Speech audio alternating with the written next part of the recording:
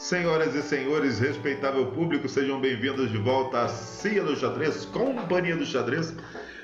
Bom, nós vimos aí no último vídeo uma partida do Magnus Carlsen ali no Mundial de Rápidas, onde o Magnus tenta abrir ali com aquela ameaça do mate do pastor, depois fica bem e acaba jogando muito abaixo do seu nível, perdendo a partida ali para um mestre de uma categoria assim bem inferior a dele. E, bom, ficou a dúvida no ar se o Magnus Carlsen teria feito isso de maneira proposital ou teria realmente perdido a partida ali por um descuido. O pessoal opinou aí na comunidade. Muito obrigado, pessoal que opinou. Um grande abraço aí, pessoal que está sempre acompanhando aí a comunidade aqui no canal. Bom, a verdade é que ele perdeu e não dá muito para saber se realmente foi proposital para poder ele correr por fora na tabela do torneio.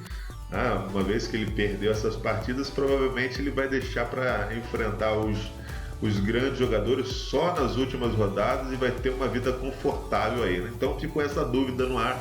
Mas, bom, aqui nós vamos trazer uma partida onde ele joga de maneira exemplar, mostrando toda a sua força, né, contra um jogador muito forte. Inclusive é um dos arquirrivais dele nos Bullets Online. Quem não conhece o Pinguim Jin lá do Lichess, né, o André Tang, forte GM, que vai agora experimentar uma partida rápida aqui contra o Magnus Carlsen. E vamos ver essa partida então. O que aconteceu, o que o Magnus Carlsen fez? Jogou bem nessa aqui, hein? Vamos dar uma olhada. A partida aqui começou com o André Tang com D4 e seguiu aqui D5, bispo para F4, já chamando aí o Magnus para uma abertura que ele gosta bastante, né, de jogar de brancas, que é o sistema longo. Cavalo para F6, E3, E6, cavalo F3. E aqui Magnus escolhe bispo para D6. Vem o lance cavalo de B para D2, o André Tang deixou o bispo ali em F4. Bom, interessante nessa deixada aqui, uma partida rápida, deixou o bispo em F4. Normalmente tem uma troca aqui em D6, ou então segue-se com o bispo para G3. Aqui ele deixou o bispo em F4 e o Magnus Carlsen não caiu nessa história de tomar ali em F4 não. Continua aqui com B6. E a ideia é justamente levar alguns lances à frente, o bispo aqui para A6, para poder trocar por aquele bispo ali de casas brancas. Isso facilita um pouco a defesa aqui das pretas, né? Bispo para D3, desenvolvendo o bispo aqui numa casa excelente. Roque, e agora o lance cavalo para E5, centralizou aqui o cavalo em E5, me fez até lembrar uma posição aí de um vídeo que eu fiz do Anthony Miles contra o Spassky. Esse tipo de manobra aqui com o bispo F4, cavalo E5 contra a defesa índia da dama. É uma formação bem parecida aqui. Se você tiver curiosidade, acessa aqui, vou deixar o link aqui em cima do vídeo. Bom, cavalo para E5, centralizando o cavalo, veio aqui o lance C5. E agora dama para F3, já traz a dama aqui para uma casa ativa.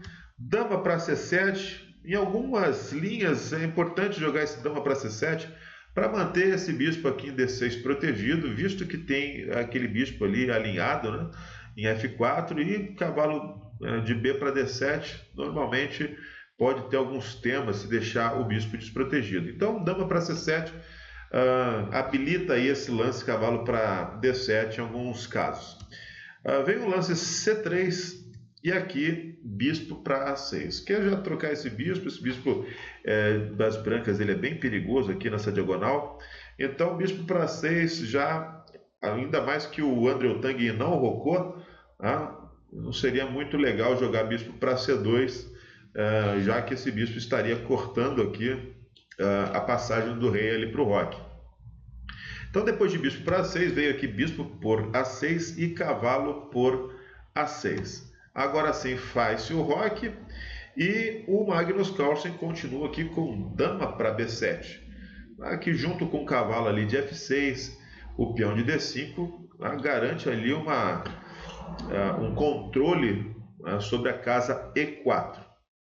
A partida seguiu com cavalo para G4. O André Tang joga aqui cavalo para G4, ameaçando o cavalo F6 e ameaçando a tomada aqui em D6. O Magnus Carlsen resolve isso com um simples lance bispo para E7.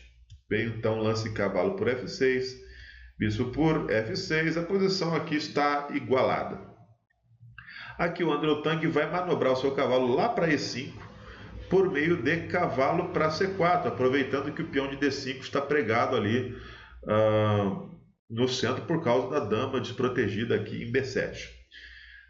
Depois de cavalo para C4, Magnus joga bispo para E7 para poder se preparar para o salto de cavalo ali. Ele vai combater esse cavalo. Depois de cavalo para E5, ele joga F6. E aqui o André Tang tem que pensar em algumas coisas, porque cavalo para G4, por exemplo, para manter o cavalo ali na ala do rei, levaria o lance H5 e esse cavalo não teria casas para jogar. Então ele tem aqui duas opções, D3 ou C4, e entre as duas ele escolheu voltar aqui para C4. Depois de cavalo para C4, dama para D7, guardando aqui o ponto D6 e ao mesmo tempo despregando o peão aqui de D5, que agora está de fato ameaçando o cavalo em C4. Seguiu o cavalo para D2 e agora um lance forte do Magnus Carlsen, E5, atacando ali o centro do tabuleiro, e dá a impressão que essa jogada não está habilitada, mas por causa do alinhamento de torre aqui em F8 com a dama em F3, é possível esse lance, já que se as brancas, por exemplo, jogam D por E5, F por E5 acabaria perdendo o bispo ali em F4. Então, depois de E5, vem o lance bispo para G3 do André Tang. Depois de bispo para G3, C por D4, E por D4, e aqui vem o avanço do Magnus Carlsen com E4. E a posição começa a ficar bastante interessante, já que esse peão de F pode avançar F5, F4, criando ali ameaças de rupturas contra o roque das brancas. Vem então o lance dama para E2, cavalo para C7. O Carlsen quer trazer o seu cavalo aqui para o centro e para a ala do rei, onde vai começar a gerar aqui as ações na partida, além de salvar o cavalo que estava atacado, ali em A6. Vem o lance F3, o André Tang procura combater aqui esse centro, e aqui vem o lance F5, que já ameaça, entre outras coisas, o avanço aqui para F4, ganhando um tempo sobre o bispo, e poderia criar-se um peão passado aqui com E3. Depois então de F5 vem o lance bispo para E5, para safar o bispo. Já centraliza ele, e aqui vem o lance bispo para D6. O André Tang não quer saber de ter um peão isolado ali em E5, já toma aqui em D6, dama por D6, está controlando bem o jogo. E aqui vem F por E4, abrindo a coluna F para sua torre jogar. E aqui o Magnus joga D por E4. Tem esses peõezinhos aí para o André Tang cuidar. Já está colocando alguns problemas posicionais aqui para o Pinguim cuidar, que são o avanço, que é o avanço do peão de E e de F. Vem aqui então o lance cavalo para C4, ganhando tempo sobre a dama para poder levar o cavalo para E5. Depois de dama para E6, cavalo para E5, e aqui o lance cavalo D5. Cavalo D5, aqui o André Tang vem com o plano de tentar uma ruptura na ala da dama, jogando A4. A ideia é jogar A6 e criar aí algumas debilidades no campo das negras, aqui na ala da dama. Então o Magnus Carlsen rapidamente perde esse avanço, jogando A5. Vem o lance então, torre de A para E1, rei para H8, foi o lance do Carlsen, já colocando seu rei protegido ali no canto do tabuleiro. E aqui vem o lance dama para F2. Já que o rei está ali em H8, jogar a dama aqui seria bastante interessante aqui por Andrew Tang. O Magnus Carlsen responde com torre F6. Torre F6, se o Andrew Tang continua aqui com a ideia de dama para H4, sempre tem aqui um torre H6 para infernizar a vida aqui do Pinguim. Então vem dama para G3, tentando melhorar a atividade das suas peças. Sai ali da frente da torre, coloca a dama ali em uma casa interessante. E aqui vem torre de A para F8. Carlsen também está concentrando as suas peças aqui na ala do rei. E aqui, depois de dama para H4, vem o lance dama para E8 do Magnus. Aqui, dama para E8 ataca o peão aqui em A4 e vem um lance um pouco forçado do Pinguim Jin. Aqui foi o lance torre A1. Jogar B3, cai C3. Então tem que defender esse peão de alguma maneira. E ele jogou então torre para A1. E agora sim, depois de torre para A1, você vê a força do lance do Magnus Carlsen com dama para E8. Dama para E8, bateu em A4, só tem um defensor, jogou torre para A1. E aqui, depois de torre para A1, esse peão de F pode avançar sem o ataque aqui da torre sobre o peão de E4. Então vem aqui F4, Magnus já começa a ter uma leve vantagem, ganhando espaço aqui na ala do rei. Veio o cavalo G4 atacando a torre e aqui torre para F5. Depois de torre de A para E1, já abandona ali o peão, mas agora fazendo um ataque aqui sobre o peão de E4. Vem então o lance torre para H5, ameaçando a dama ali em H4, dama para F2 e agora torre para G5, alinhando aqui a torre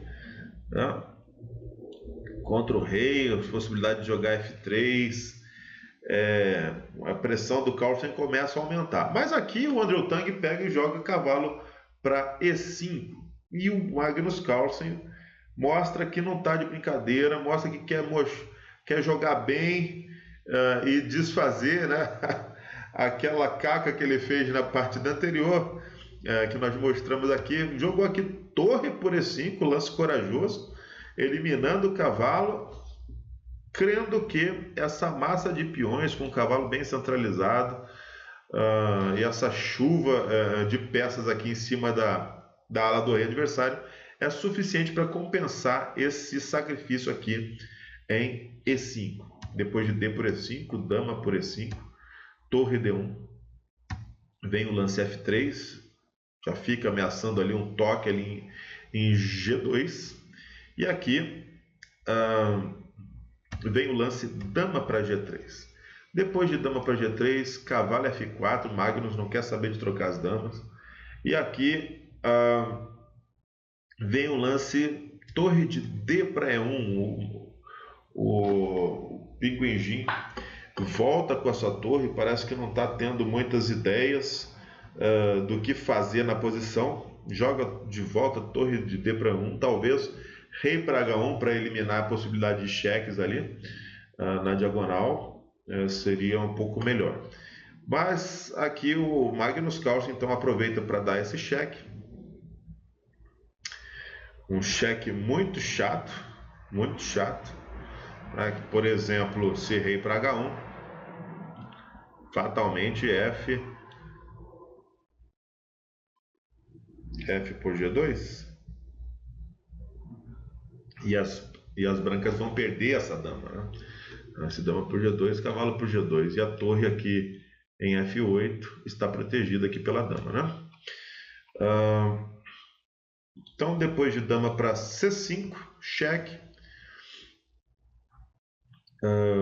Bom, o lance torre F2 não seria tão interessante, porque tem cavalo D3, a torre para F2, cavalo D3. É muito ruim para as brancas. Então, por isso que depois de dama C5 cheque, o Pinguim Jin jogou dama para F2. Mas aqui o Magnus Carlsen tem o simples F por G2, ameaçando aquela torre que está presa ali em F1. E o Penguin Jin, o Andrew Tang, abandonou a partida, porque não tem como salvar a torre. Já tem uma ameaça também aqui de cheque, ganhando a dama, então não tem muito o que fazer. Esse dama por C5, então esse intermediário ganhando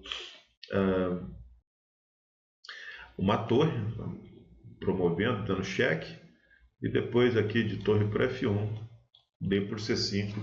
Magnus Carlsen está completamente ganho. Uma bela partida de Magnus Carlsen, mantendo o controle, jogando xadrez de alto nível que ele ninguém tem dúvidas de que ele é capaz de jogar.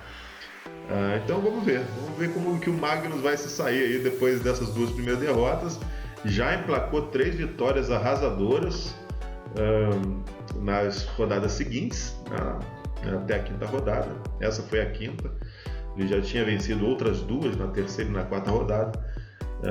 Bom, vamos ver se essa teoria de que ele realmente queria correr por fora pelo menos se realiza na prática, né? Bom, gostaram desse vídeo? Coloque curtir no vídeo, compartilhe com seus amigos, deixe aí os seus comentários, o que você está achando aí da participação do Magnus Carlsen neste Mundial. Se você acha que o Magnus Carlsen vai fazer a tríplice coroa, ganhar o Mundial de Clássicas, de Rápidas e de Blitz. Se você não é inscrito no canal, se inscreva no canal, ative o botãozinho aí de notificações, o sininho de notificações, para você receber os novos vídeos com mais partidas aí do Mundial de Rápidas. Um grande abraço a todos vocês e até a próxima.